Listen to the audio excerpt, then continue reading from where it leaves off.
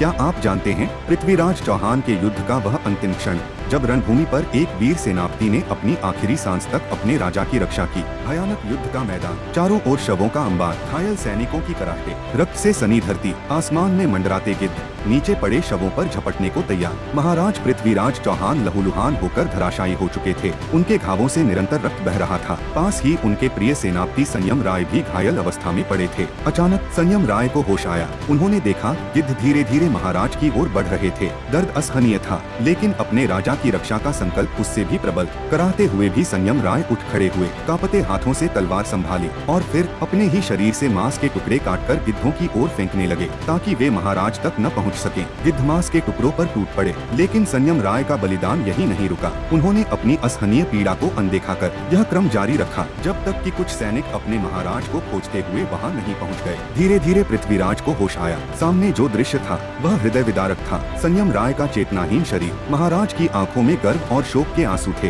रणभूमि पर इतिहास का एक अमर अध्याय लिखा जा चुका था। इस वीरता भरी गाथा को सदैव याद रखा जाएगा। ऐसे महान बलिदान को नमन। इस महान इतिहास को आगे बढ़ाने के लिए इसे लाइक करें, साझा करें और चैनल को सब्सक्राइब करें।